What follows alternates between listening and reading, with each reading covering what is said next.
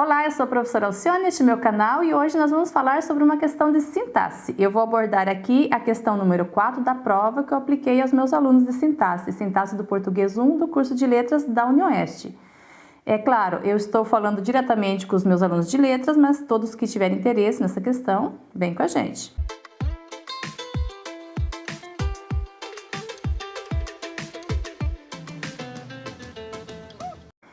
Eu vou fazer esse vídeo em duas etapas. A primeira, eu vou comentar se se trata de índice de indeterminação do sujeito ou partícula passivadora em cada um dos casos reais, que eu peguei aqui da internet, de placas ou pôsteres. E para que esse vídeo não fique muito longo, na sequência eu apresentarei um outro vídeo sobre a questão número 5. A questão número 5 pedia aos alunos para identificar todos os problemas de concordância. Entre esses 9 textos que eu trouxe, alguns deles apresentam problema de concordância segundo a gramática normativa. E aí, além de eles apresentarem quais eram esses textos com problema de concordância, eles também precisavam escolher um caso de partícula passivadora e outro de índice de indeterminação do sujeito, em que se verifica problemas de concordância. E usando uma linguagem acadêmica e usando também a metalinguagem, eles deveriam explicar por que a gramática normativa diz tratar-se de erro nesses casos. E nesse segundo vídeo eu vou abordar algumas respostas de alguns aluninhos lindezas e fazer observações sobre essas respostas, tanto em relação à questão do conteúdo em si, quanto em relação à forma de construção dessa resposta. Bom, então vamos à primeira parte. Enquanto eu estiver falando, eu vou deixar projetados os exemplos aqui do meu lado. Vou fazer aqui uma ressalva em relação à fonte desses textos. Bom, quando os peguei da internet, eu não tinha intenção de publicar aqui. E aí eu não citei a fonte, porque era só para a questão da prova, uma questão mais interna, sem publicação. Então, há aí um probleminha, né, que é sempre interessante a gente citar a fonte. Como eu estou com um pouco de pressa de veicular esse vídeo antes da minha próxima aula, então eu vou acabar não pesquisando essas fontes. Mas já com a ressalva de que isso não pode acontecer, beleza? Quando a gente publica, é muito importante que a gente cite as fontes. Bom, antes de abordar os textos, eu gostaria de fazer aqui novamente uma ressalva que eu já fiz em sala de aula, que nós estamos vendo o conteúdo a partir da perspectiva da gramática tradicional e que aponta que há diferenças sintáticas quando a gente usa o se como índice de indeterminação do sujeito ou partícula apassivadora. Mas vale observar que no campo discursivo, a gente acaba usando uma ou outra estrutura basicamente para as mesmas funções. Ou eu não me interesso em dizer quem fez a ação, ou eu quero esconder o agente, então eu não quero revelar quem fez a ação. Ou seja, usando uma ou outra estrutura, eu pretendo fazer apagar esse agente. Por exemplo, vendem-se casas. Eu não me interesso em dizer quem é que está vendendo, porque a informação relevante neste caso é da venda, até porque isso geralmente está lá numa plaquinha que cabem poucas informações. Quanto menos informações assim desnecessárias, melhor. Então, a ideia de vende-se é o que está se promovendo, é a venda, e um número de telefone é suficiente. No texto acadêmico, a gente usa muito a estrutura da passivação, o se como partícula passivadora. E nesses casos, a gente quer dar ênfase para a ação em detrimento do agente. Por exemplo, eu estou narrando uma atividade de estágio e aí eu digo, propuseram-se atividades interativas, bararim, barará. Eu estou dando ênfase para a proposição em si e não aos agentes que provavelmente já estão descritos no contexto. É claro, estou aqui trazendo um ou outro caso, mas a gente usa esse apagamento do agente para fins diversos. O que eu quero dizer para vocês é que o se como índice de indeterminação do sujeito ou como partícula passivadora, eles se aproximam muito no nível discursivo. Nível sintático é outra questão. Claro, a sintaxe é a partir da gramática tradicional, que é o que a gente vai ver hoje. Em geral, nós temos uma forma de identificar se nós temos um caso de partícula passivadora, que é colocando essa passiva sintética na passiva analítica, na estrutura de passiva analítica, que é aquela estrutura da passiva mais estendida em que usamos o verbo auxiliar, mais o verbo no particípio, e às vezes a gente explicita o agente da passiva, às vezes não. Vamos ver um caso. Contrata-se vendedoras com experiência. Bom, este é um caso em que nós, já vou adiantar aqui nesse vídeo, os casos em que temos problemas de concordância. É um caso que há problemas de concordância. Então, vamos pensar que corretamente, conforme a gramática normativa, nós teríamos contratam-se vendedoras com experiência. E aí eu pego vendedoras com experiência e coloco como sujeito da oração passiva analítica. Vendedoras com experiência são contratadas. Aqui não interessa explicitar o agente dessa ação. Muito bem, a gente vê que é uma estrutura possível, sintático-semanticamente possível. Então, quando eu consigo fazer essa transposição, é porque nós temos um caso de passiva sintética com o se, ou seja, o se é partícula passivadora. O que quer dizer que nós temos em vendedoras com experiência, da mesma forma que temos aqui na passiva analítica, na passiva sintética é um sujeito. Ou seja, vendedoras com experiência, o núcleo aqui é vendedoras, o núcleo desse sujeito está no plural, portanto, o verbo tem que concordar. Núcleo do sujeito concorda com o núcleo do predicado. Ou seja, contratam-se vendedoras com experiência. Outra forma de a gente tirar a dúvida de se trata de um índice de indeterminação do sujeito ou partícula passivadora é verificar o verbo. Como a gente viu em sala de aula, o verbo que permite passiva é o verbo transitivo direto, que lá na ativa ele tem o sujeito, aí o verbo e um objeto direto, ou seja, ele não é introduzido por preposição. Por exemplo, o lojista contrata vendedoras. Temos aí o lojista como sujeito, contrata é o núcleo do predicado e vendedoras é o complemento desse verbo. Contrata o quê? Contrata quem? Vendedoras. Ele está complementando o sentido deste verbo sem uma preposição. Esse tipo de verbo ele permite a passivação, porque o verbo transitivo indireto e o verbo intransitivo não permite. E por que não permite? Porque aquele objeto, ou seja, vendedoras, é que vai se tornar o sujeito da passiva. Se eu não tenho o objeto direto, eu não tenho como ter o sujeito da passiva. Vamos ver o segundo caso, então. Admite-se balconista com experiência. Muito bem, e aqui é partícula passivadora ou é índice de indeterminação do sujeito? Vamos fazer o mesmo teste. Balconista com experiência é admitida. É possível. Vamos fazer o outro teste para verificar se o verbo é transitivo direto. O lojista admite balconista com experiência. Sim, transitivo direto. Portanto, aqui também nós temos um caso em que nós não verificamos um índice de determinação do sujeito, mas sim uma estrutura passiva. Só que, diferente do primeiro caso, aqui nós não temos problemas de concordância, porque balconista está no singular e o verbo também está no singular. E o terceiro caso é um pôster. Desculpa pela bagunça, aqui se vive. Desculpa pela bagunça é uma frase bem brasileira, né? E aí nós temos embaixo mais um agradecemos a preferência, volte sempre, mas que não interessa aqui diretamente a análise que a gente quer fazer. Desculpa pela bagunça também não nos interessa aqui para análise. O que nos interessa aqui, se vive. A gente percebe que aqui não permite a passiva analítica, aqui é vivido. E também a gente percebe que o viver é um verbo intransitivo, ele não pede nenhum complemento. Alguém vive, ponto. Então, neste caso, nós temos o índice de indeterminação do sujeito. Esse C é índice de indeterminação do sujeito, ok? A letra D, muito legal, a letra D achei bem bacana essa frase.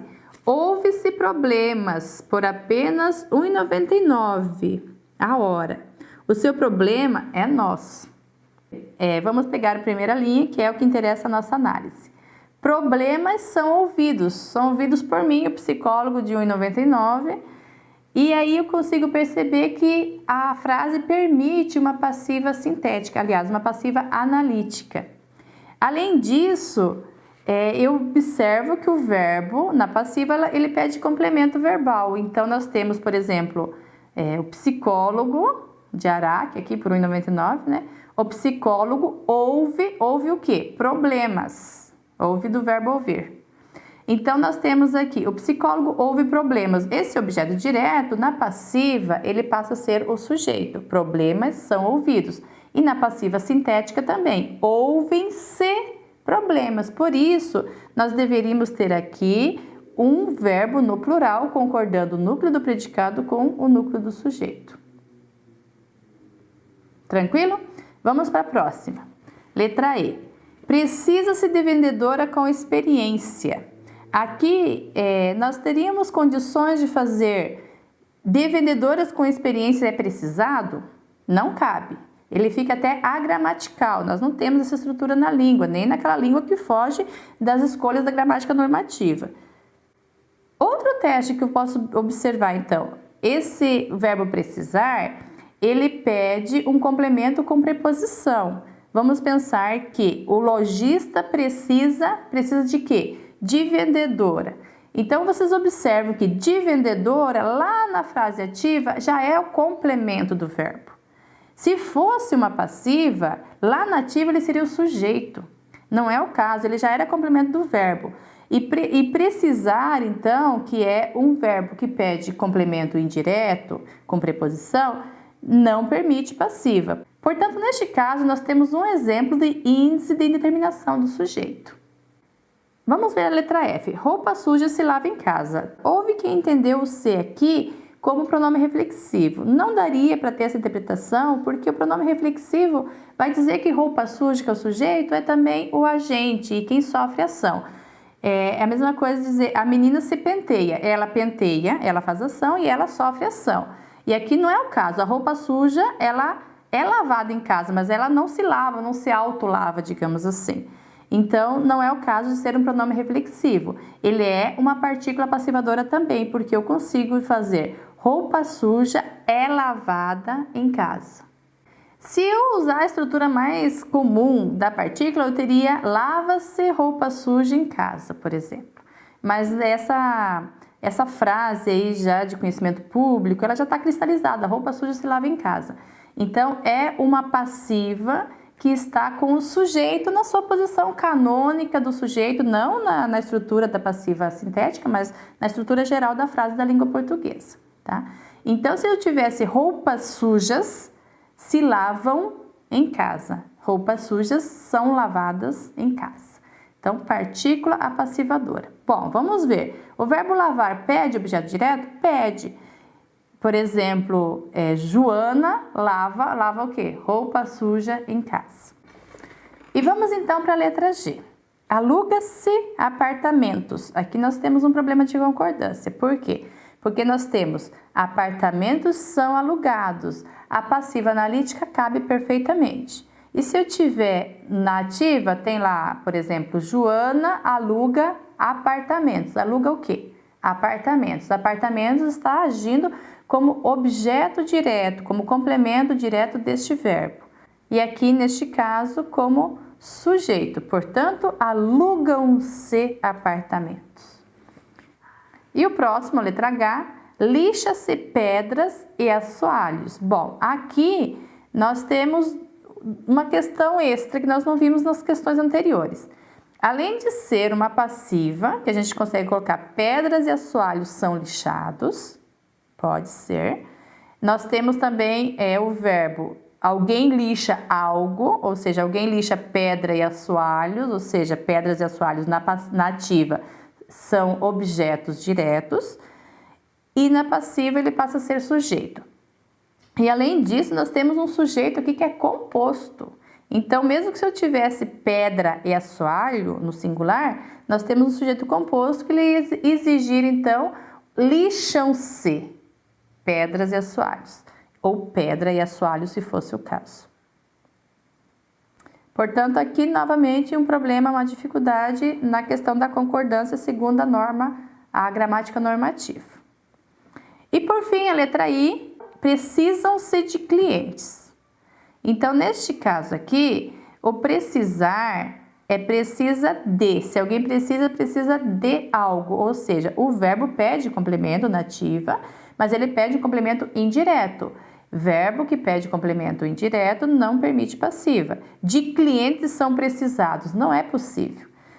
E aí, então, nós temos um caso de índice de indeterminação do sujeito.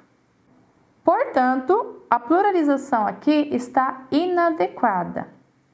Por quê? Porque a indeterminação do sujeito, segundo a gramática normativa, e pensando na questão sintática, porque semanticamente a gente consegue determinar o sujeito de outras formas. Por exemplo, dizer alguém bate a porta. Esse alguém não está determinado, mas ele tem sujeito simples. Mas aqui, sintaticamente, a indeterminação do sujeito, ele é feito por duas formas, segundo a gramática tradicional. Ou é terceira pessoa do plural, por exemplo, falaram mal de você. Ou é a terceira pessoa do singular, sempre no singular, seguido da partícula C, que é o índice de indeterminação do sujeito. Então, precisa-se de clientes. Ah, prof, mas por que não pode concordar? Porque o verbo não concorda com o seu objeto. O verbo concorda com o núcleo do sujeito. E aqui o sujeito está como? Indeterminado. Portanto, não concorda com nada, né? Porque ele não está ali expresso. Ele não está na frase e nem sequer oculto. Então, a gente tem aqui um sujeito indeterminado que se constrói sempre com partícula apassivadora, nos casos de partícula apassivadora e não da terceira pessoa, não da terceira pessoa do plural, sempre com terceira pessoa do singular, certo? Nunca do plural. Se a gente quiser usar a terceira pessoa do plural, ele não vai com partícula apassivadora, que é o caso do falaram mal de você, por exemplo. Então, gente, espero que tenha ficado mais clara essa questão da diferença entre índice de indeterminação do sujeito e partícula passivadora, porque assim algumas pessoas erraram na prova e por isso mesmo que eu estou fazendo essa retomada, essa revisão. Mas assim, das dificuldades que a gente tem em aplicar, em verificar a gramática tradicional, a sintaxe da gramática tradicional, essa é uma questão relativamente fácil. Vocês viram que é só fazer esses dois testes que se aplica na maior parte dos casos. Em alguns ambientes linguísticos específicos, não se aplica, por exemplo, a questão da passiva analítica, mas na maior parte dos casos aplica-se sim. Então, assim, não é algo difícil para se aprender, para se verificar. E alunos de letras têm que saber essa diferença, porque nós precisamos fazer os nossos alunos da escola básica, acessar também a norma culta. Por questões socioeconômicas, eles têm o direito, e é só na escola que a gente vai conseguir fazer isso. Então, assim, se eu estou falando das classes populares, que é onde eu sempre atuei, né? Então, nós temos que aprender, entender essas questões para depois poder ensiná-las. Vocês até podem achar assim, poxa, mas é uma besteira tudo isso. Realmente é. Se você for pensar na perspectiva linguística, poderia ser tudo no singular e tudo bem, né? Não teríamos perdas com isso, do sentido, etc e tal. Mas, pela gramática tradicional, a gente tem duas estruturas diferentes, sintaticamente diferentes, portanto, isso justifica uma estar no plural quando o elemento que vem geralmente depois dela está no plural, que é o sujeito, e a outra estar no singular quando o elemento que vem depois dela está tanto no singular quanto no plural, quando é o caso de ser um objeto, mesmo ali com o uso do ser, que não é, então, o caso de passiva, é o caso de índice de indeterminação do sujeito. E agora, tendo sido feita essa parte, nós vamos para a segunda parte, que era para vocês identificarem, eu já identifiquei aqui nesse vídeo, as questões em que, os textos em que há problemas de concordância, segundo a gramática normativa, e apontarem com uma linguagem, com uma escrita acadêmica, né? Por que a gramática normativa vê aquilo como erro. E aí, nesse vídeo, eu vou fazer a abordagem de algumas respostas de vocês comentando-as. Bora lá, então, para a gente não perder o fio da meada? Vamos para o próximo vídeo. Já dá o play no próximo e vamos lá!